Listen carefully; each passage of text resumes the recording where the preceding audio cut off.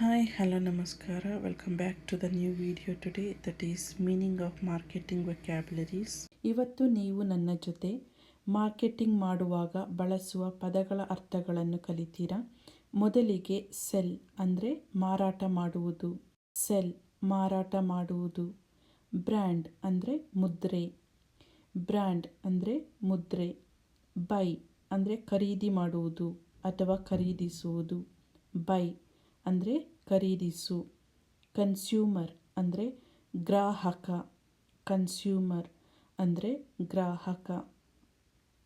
Loss ಅಂದರೆ ನಷ್ಟ.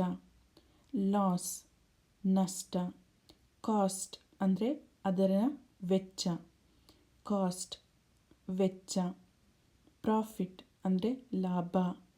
Profit ಅಂದರೆ ಲಾಭ. ಡೆವಲಪ್ ಅಂದರೆ ಅಭಿವೃದ್ಧಿಪಡಿಸುವುದು. ಡೆವಲಪ್ ಅಂದರೆ ಅಭಿವೃದ್ಧಿಪಡಿಸು. ಡಿಸ್ಟ್ರಿಬ್ಯೂಷನ್ ಅಂದರೆ ವಿತರಣೆ ಅಥವಾ ವಿತರಿಸುವುದು. ಡಿಸ್ಟ್ರಿಬ್ಯೂಷನ್ ವಿತರಣೆ. ಲೇಬಲ್ ಅಂದರೆ ಗುರುತುಪಟ್ಟಿ. ಲೇಬಲ್ ಅಂದರೆ ಗುರುತುಪಟ್ಟಿ. ಲಾಂಚ್ ಅಂದರೆ ಹಾರಿಸು ಅಥವಾ ಉಡಾವಣೆ. ಲಾಂಚ್ ಹಾರಿಸು ಅಥವಾ ಉಡಾವಣೆ. ಆನ್ಲೈನ್ ಅಂದರೆ ನೇರ ಸಂಪರ್ಕ. ಆನ್ಲೈನ್ ಅಂದರೆ ನೇರ ಸಂಪರ್ಕ.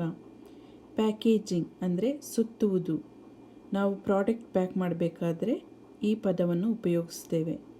ಸೊ ಪ್ಯಾಕೇಜಿಂಗ್ ಅಂದರೆ ಸುತ್ತುವುದು. ಪ್ರಾಡಕ್ಟ್ ಅಂದರೆ ಉತ್ಪನ್ನ. ಪ್ರಾಡಕ್ಟ್ ಅಂದರೆ ಉತ್ಪನ್ನ. ರಿಜಿಸ್ಟರ್ಡ್ ಅಂದರೆ ನೋಂದಾಯಿಸುವುದು ಅಥವಾ ನೋಂದಾವಣೆ ಮಾಡುವುದು. ರಿಜಿಸ್ಟರ್ಡ್ ಅಂದರೆ ನೋಂದಾಯಿಸುವುದು. ಪಬ್ಲಿಕೇಶನ್ಸ್ ಪ್ರಕಟಣೆಗಳು. ಪಬ್ಲಿಕೇಶನ್ಸ್ ಪ್ರಕಟಣೆಗಳು. ಪ್ರಿಂಟ್ ಆಫ್ ಸೇಲ್ ಅಂದರೆ ಮಾರಾಟದ ಮುದ್ರಣ. ಪ್ರಿಂಟ್ ಆಫ್ ಸೇಲ್ ಮಾರಾಟದ ಮುದ್ರಣ. ಸ್ಪಾನ್ಸರ್ ಅಂದರೆ ಪ್ರಾಯೋಜಕರು. ಸ್ಪಾನ್ಸರ್ ಪ್ರಾಯೋಜಕರು. ಟ್ರೇಡ್ ಮಾರ್ಕ್ ಅಂದರೆ ವ್ಯಾಪಾರಿಗಳ ಗುರುತು. ಟ್ರೇಡ್ ಮಾರ್ಕ್ ವ್ಯಾಪಾರಿಗಳ ಗುರುತು. ಎಂಡ್ ಯೂಸರ್ ಅಂದರೆ ಬಳಕೆದಾರ. ಎಂಡ್ ಯೂಸರ್ ಬಳಕೆದಾರ. ಡಿಜಿಟಲ್ ಮಾರ್ಕೆಟಿಂಗ್ ಅಂದರೆ ತಮ್ಮ ಗ್ರಾಹಕರೊಂದಿಗೆ ಸಂಪರ್ಕ ಬೆಳೆಸಲು ಬ್ರ್ಯಾಂಡ್ಗಳಿಗೆ ಸಹಾಯ ಮಾಡುತ್ತದೆ. ಡಿಜಿಟಲ್ ಮಾರ್ಕೆಟಿಂಗ್ ಅಂದರೆ ತಮ್ಮ ಗ್ರಾಹಕರೊಂದಿಗೆ ಸಂಪರ್ಕ ಬೆಳೆಸಲು ಬ್ರ್ಯಾಂಡ್ಗಳಿಗೆ ಸಹಾಯ ಮಾಡುತ್ತದೆ. ಮಾರ್ಕೆಟ್ ರಿಸರ್ಚ್ ಅಂದರೆ ಮಾರುಕಟ್ಟೆ ಸಂಶೋಧನೆ. ಮಾರ್ಕೆಟ್ ರಿಸರ್ಚ್ ಅಂದರೆ ಮಾರುಕಟ್ಟೆ ಸಂಶೋಧನೆ. ಇನ್ವೆಸ್ಟ್ ಅಂದರೆ ಹೂಡಿಕೆ ಮಾಡುವುದು. ಇನ್ವೆಸ್ಟ್ ಹೂಡಿಕೆ ಮಾಡು.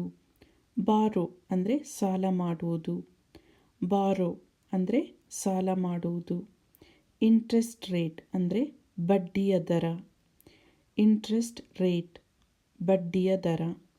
ಸ್ಟಾಕ್ಸ್ ಅಂದರೆ ಷೇರುಗಳು. ಸ್ಟಾಕ್ಸ್ ಷೇರುಗಳು. ಎಕ್ಸ್ಚೇಂಜ್ ಅಂದರೆ ವಿನಿಮಯ ಮಾಡುವುದು. ಎಕ್ಸ್ಚೇಂಜ್ ಅಂದರೆ ವಿನಿಮಯ ಮಾಡುವುದು. Thanks for watching. If you like my videos, please like, share and subscribe my channel.